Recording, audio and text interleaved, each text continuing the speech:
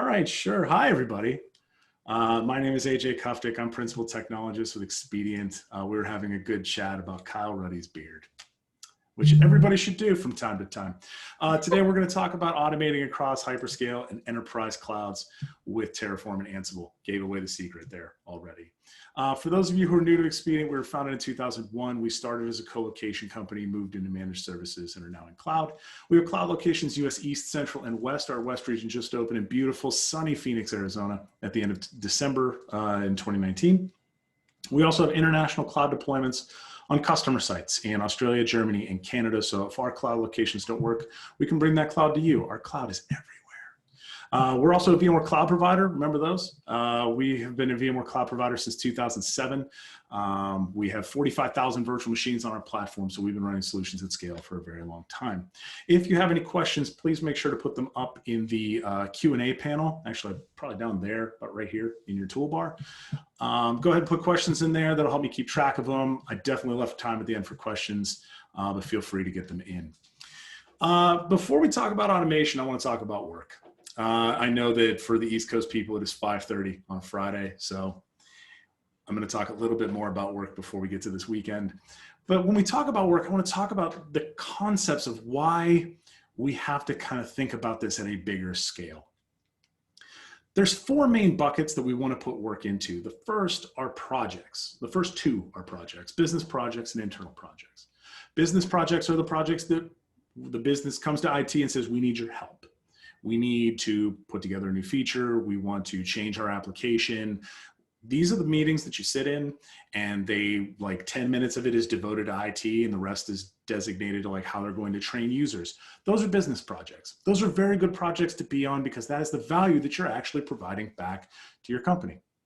Internal projects are IT type projects. They are the ones where we may need to make changes to architecture because we need to scale faster or further. This is changing from 3-tier to HCI or on-prem to cloud, or even changing the application structures that we use. Maybe you're using a big Exchange environment and you want to move to Office 365. They don't necessarily have a direct impact to the amount of revenue that the business generates, but they have a direct impact on how you as IT impact the business. Automation falls into that as well. So the ability for you to provide better services and better resiliency to your business, the better. On the bottom, we have work. We have unplanned work and planned work, and they are as listed. So from an unplanned work standpoint, these are things like code defects. I didn't plan on having to fix my code because there was an upstream change, but I wasn't paying attention in the change control meeting. So now I have to make a fix to my platform. Same thing goes for servers. Servers go down, network goes down, storage goes down, DNS problems happen. It's always DNS problems that happen. These are the sorts of things that are unplanned work. They are things that take time away from your day because you have to go fix something. And we try our best with things like internal projects to try and fix that unplanned work or mitigate the amount of unplanned work that we have to do, but it doesn't always land that way.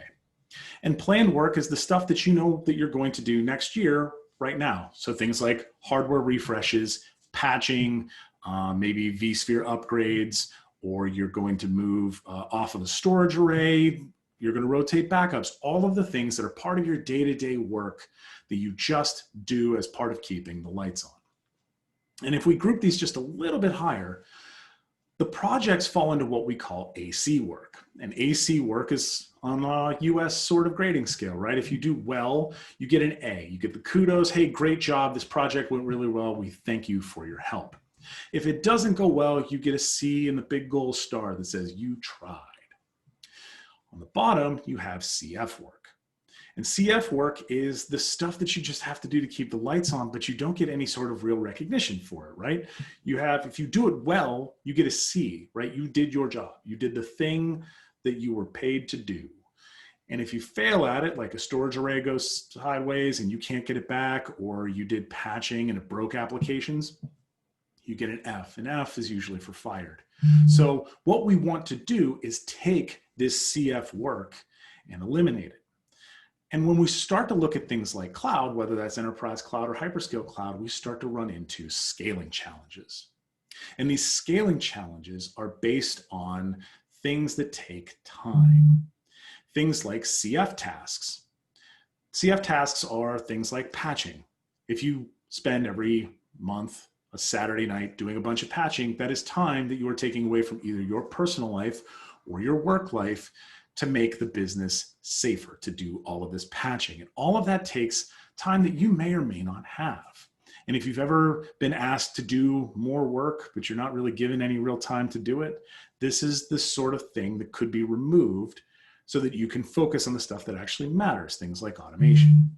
And when we start to talk about different clouds, we start talking about different design patterns, because if I say, hey, we're going to move everything out to AWS, okay, cool. I'm going to build a whole bunch of workflows to go out to AWS. And then someone in the business says, we're going to take everything to Azure too. Do I build a completely separate set of workflows over here? No, you're going to take a lot of time to do that, and it's going to take a lot of effort that you've already done. And we don't want to do that. We want to eliminate the double work. So what do?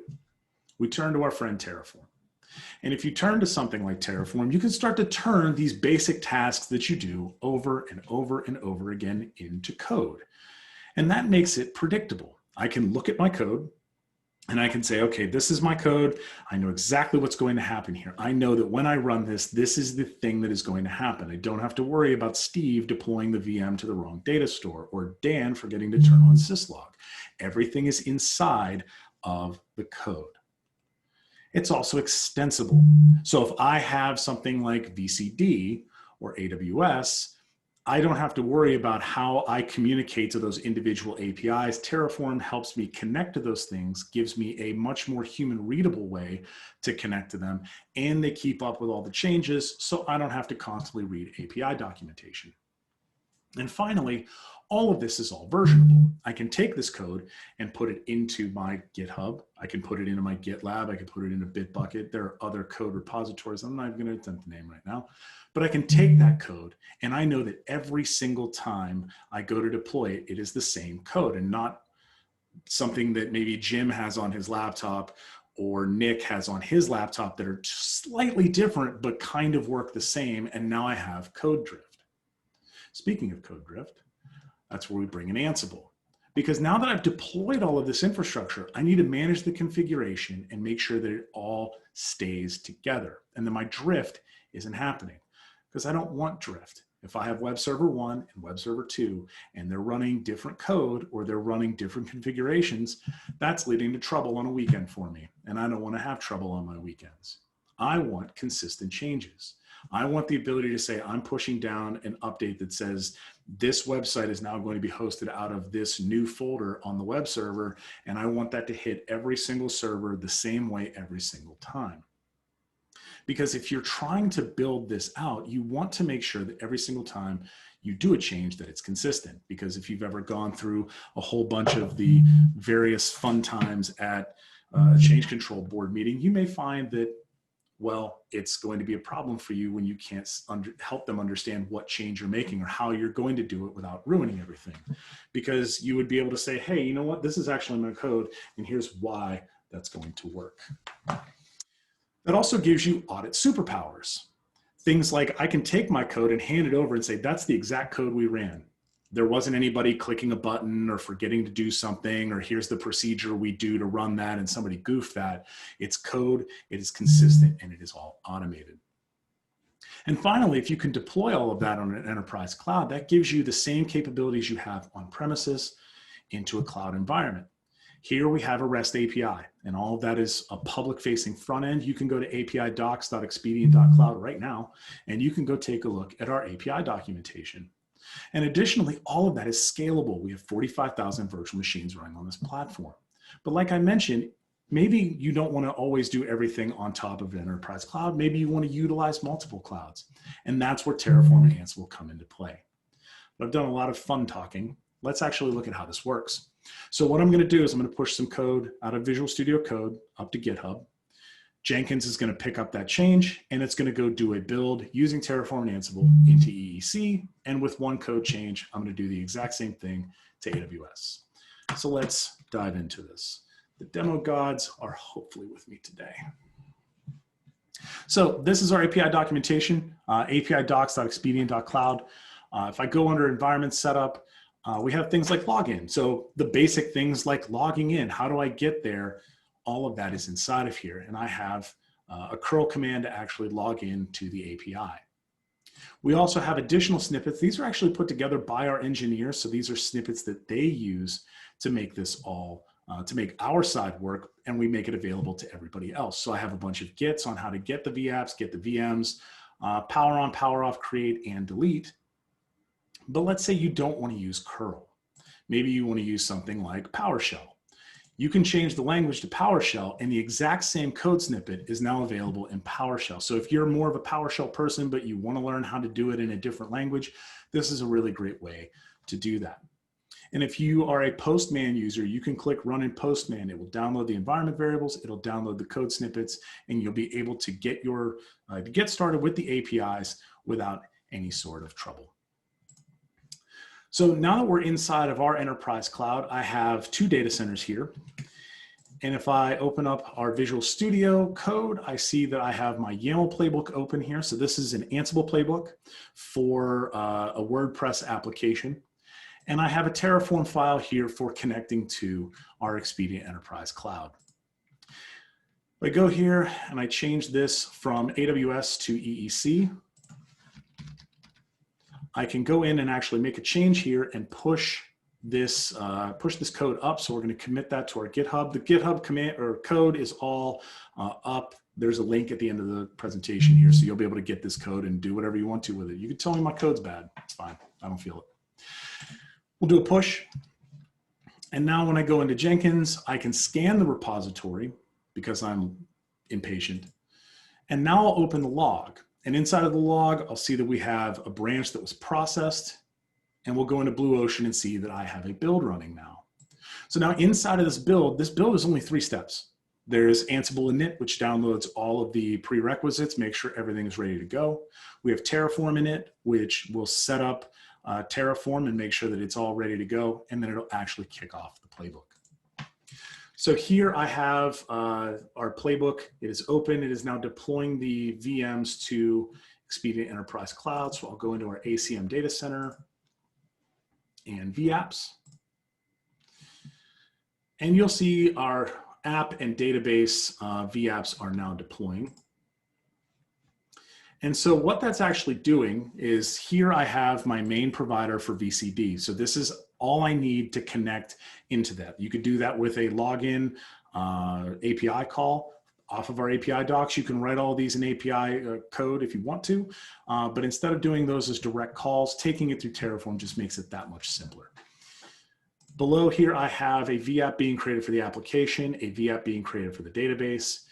And then here, my application VM is being stood up with the Ubuntu 16.04 template. And then I have an initialization script that's pushing DNS and an SSH key in so Ansible can go do the things that it needs to do. Below, we have our network here where we're actually putting in our IP address. And at the top, those IP addresses are being hard-coded. I would recommend using IP pools or DHCP so that when you're actually landing this, you don't have to try and remember to put in the correct IP addresses every single time in your code. Hard coding IPs is bad, but for the purposes of this demo, we did it. And as we scroll down a little bit further, we have the database VM, again, coming off of that Ubuntu 16.04 image. Same initialization script, again, every single time we do a deployment, we want it to be consistent. And as an output, we have all of the database IPs, our external and public, or external and private IPs for both VMs. And inside of the Ansible playbook here, we have everything that's being stood up. So let's go take a look at our vApps. Our vApps are now deployed, and we can see that they are now powering on. And when we come down, we'll take a look at Jenkins, and we'll see that the VMs are now deployed and that we're doing the actual Ansible configuration. So this Ansible playbook has a number of pieces to it. We're setting our database and app facts so we know what server is which and where to connect to. And then we sleep for a little bit, make sure that all the provisioning is done, make sure the VMs are up and running. We run apt update to make sure that all of our packages are refreshed. And then we actually go through and configure the database, deploy MySQL, make sure that it's all set, configure the database, configure a username to connect to it, And then our app server is deploying MySQL, PHP, libapache, and WordPress, and even going so far as to actually deploy WordPress down to the theme that is being loaded. So we have all of this being done consistently every single time. If we go back out to Jenkins, we can see that it's in the middle of doing the deployment of the databases. So we're having a good time with databases. I'm sure there are questions. There are no questions. I appreciate that, everybody. So excited.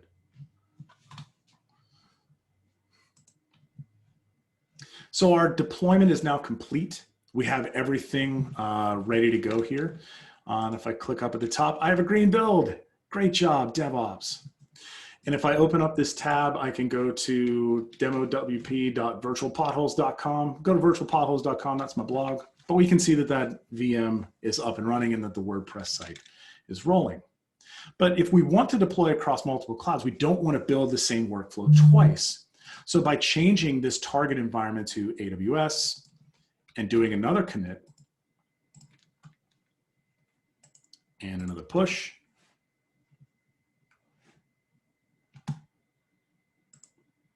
there we go. Didn't get all of that button.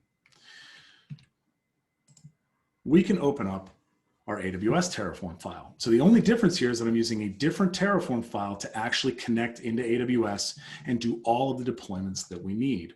So we're deploying an SSH key to the application and database server, and we're setting up all of the security groups. So I have all of the firewall rules in place to make sure they can talk to each other. And we're allowing some communication in between the app server and the database server so that everything is secure, and kicking those IP addresses back out. So if I go back into Jenkins, I can see that my build has already been picked up. And so now we're deploying to AWS. And those VMs are already created and we're already into the Ansible playbook.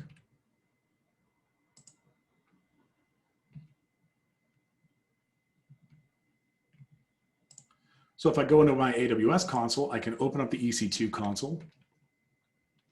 And I can see that I have two running instances. I have a small and I have a medium that are initializing right now. If we go back to Jenkins, everything is now built. And if I go back into my EC2 instance, click on small, we'll copy that to the clipboard and we'll dump that in and get the exact same result. So I have the same code with one code switch deploying to two different clouds. And by doing that, I'm able to automate across my clouds and maintain the same workflows. From a developer standpoint, this makes it super simple for developers to actually go in and deploy the infrastructure they want to deploy without having to rewrite everything and do a bunch of double work. For those of you who would like to get your hands on this, you can reach out to me at aj.kuftic@expedient.com. The code that we just ran is all available on github.com/expedient/EEC-automation-demo. And you can go out, look at my code, tell me that it's bad, or tell me that it's good. And you can get started with our enterprise cloud as well by signing up for a test drive. You get 30 days, 120 gigs of RAM and a terabyte of storage and full portal access, including API access. So if you want to try this code against our platform, you can absolutely do that and try it against AWS and see what else we can add. I'm more than happy to go through that code again and see if we can add things like Azure or Google Cloud. Those are with native instances. It would be kind of interesting to see how to do that with the native VMware engines as well. But being able to do all of this is actually really, really powerful. As Jake Robinson mentioned in the session before me, the ability to have code and command line knowledge can actually move you forward in your career. So having the capability to do this and actually have provable examples of it is actually really powerful and can really help you along. If you have any questions, throw them into the chat or throw them into Q&A. I'm here for the next 9 minutes. It's not a cool open session like Kyle did. My beard, not as long. And that's why I don't have an open coding session. So if you guys want to throw those in, and we'll have a little fun here for the next couple minutes. Otherwise, Thanks for coming.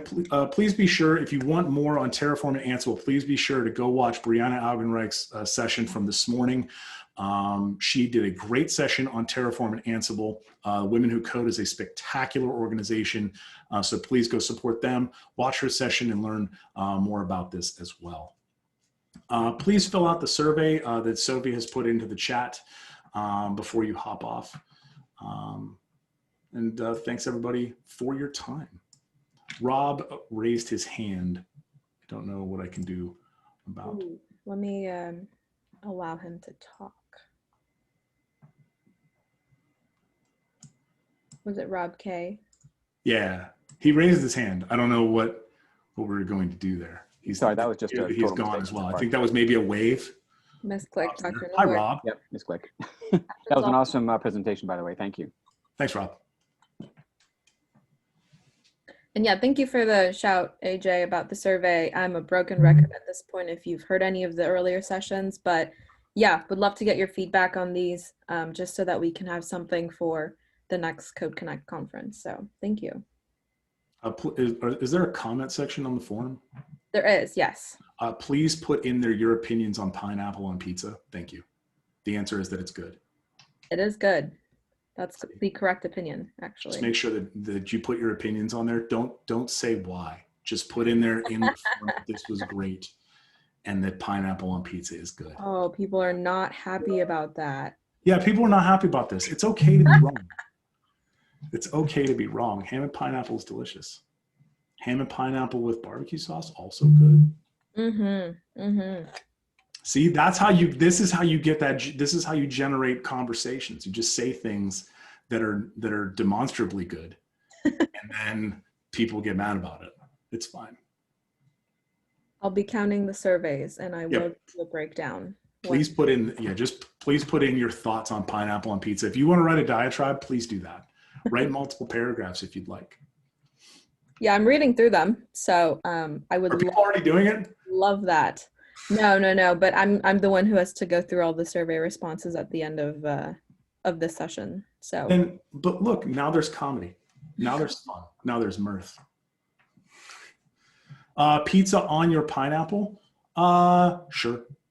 Could probably do that. Like pizza sauce on pineapple. If it goes together with the pineapple on top, it goes together with sauce on pineapple. It's like inverse math. It's like 3 + 2 and 2 + 3. It's the same thing. Oh, we've got F pineapples in general, not only on pizza. Just wow. Put F in the comments. Wow. Pineapple's good. A lot of vitamin C. Pretty sure there's calcium in it. See, look, we're generating conversations. That's what we're here for.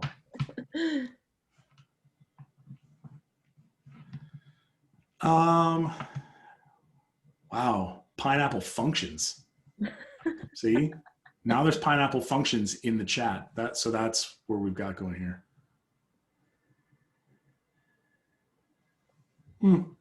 It's a comment. Mm-hmm. I'm going with math here. 2 + 3 and 3 + 2 are the same, unless in other math that's not true. I'm sure that there's some sort of theorem that would prove that untrue, but I'm talking basic arithmetic here. Candy corn pizza. That's an absolute no. Okay. Look. No. I've seen it. I have seen pictures of it and they've always looked questionable. It's like a bad upside down pineapple cake is what it looks like.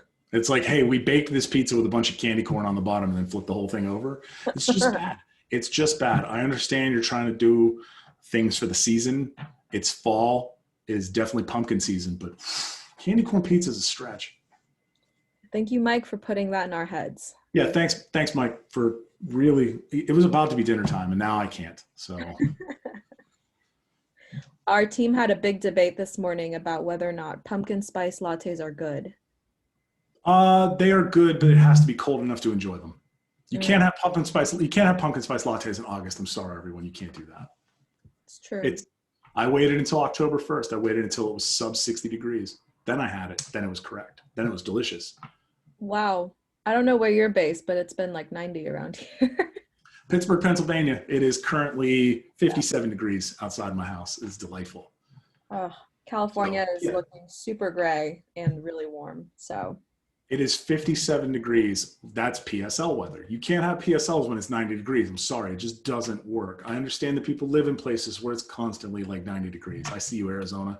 But no. that's fair. No.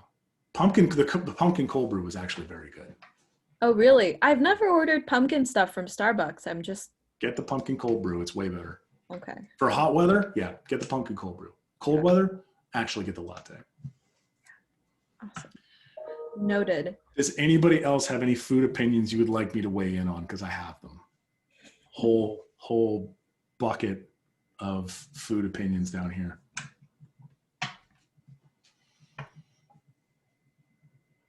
Bourbon steak versus Outback. Russell coming in. There is no other. Bourbon steak versus Outback. That's like bourbon steak versus Outback. There is no analogy to make that any better. Bourbon Steak is a very, very, very fancy high-end steakhouse, and Outback is Outback Steakhouse. Any place that has a mascot battle for a college football bowl game for free bloomin' onions and or popcorn shrimp does not compete with a actual real-life steakhouse. Also, Outback Steakhouse was founded in Tampa, so you can't even claim Australia like that. Calm down, Tampa. You got a lot of wild stuff down there in Florida, but it's not Australia. It's close. Not all things in Florida are horrible. Most things in Florida are horrible. Sorry. Not everything. I got family in Florida. You take that back. Florida's a delight. Just watch out for gators. That's all.